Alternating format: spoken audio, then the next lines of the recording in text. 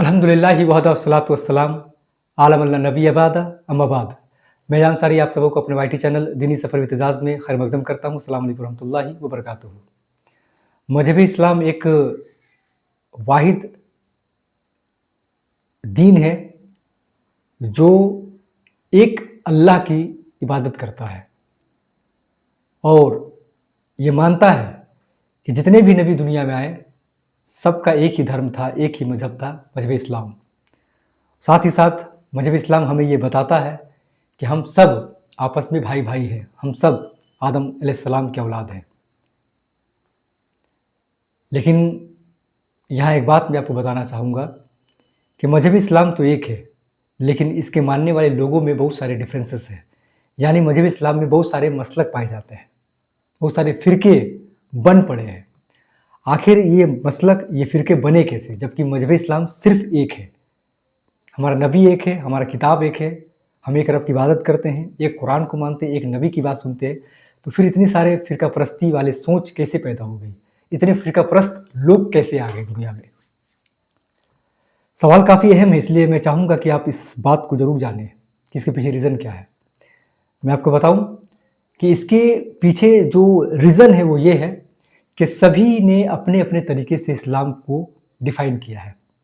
जबकि कुरान मजीद का आयत एक जैसा है, एक है, लेकिन लोगों ने उस आयत को अपने अपने तरीके से समझाया है। मिसाल के तौर पे कुरान मजीद में कहा गया है कि अल्लाह के रसूल मोहम्मद सल्लल्लाहु अलैहि वसल्लम बसर है, आम लोगों की तरह। लेकिन कुछ आलिम इसे ये समझते हैं कि वो बसर तो हैं, लेकिन इंसानों की तरह नहीं है। एक और जमात है जो ये कहता है कि वो हमारी जैसे ही बसर है, फ़र्क बस इतना है कि वो नबी है। तो देखिए, एक ही आयत है, एक ही आयत को दो तरीके से समझाया गया।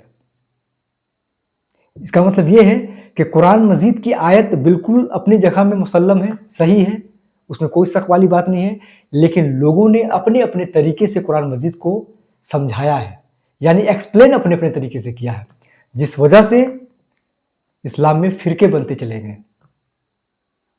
ये है असल वजह। मुझे लगा कि इस पर ये जानकारी आपको देनी ज़रूरी है, तो मैंने ये बात आपको रख दिया। अब ऐसे में आपको करना क्या है कि कुरान मजीद जब आप पढ़ते हैं तो आपको ये देखना है कि उस कुरान मजीद का वजाहत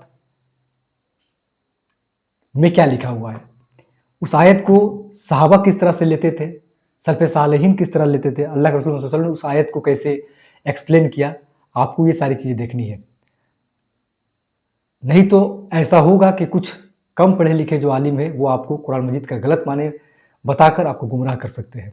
याद रखिएगा, कुरान मजीद की तमाम आयत अपनी जगह में मुसल्लम है, सच्ची है, पक्की है, इसमें कोई शक वाली बात नहीं है।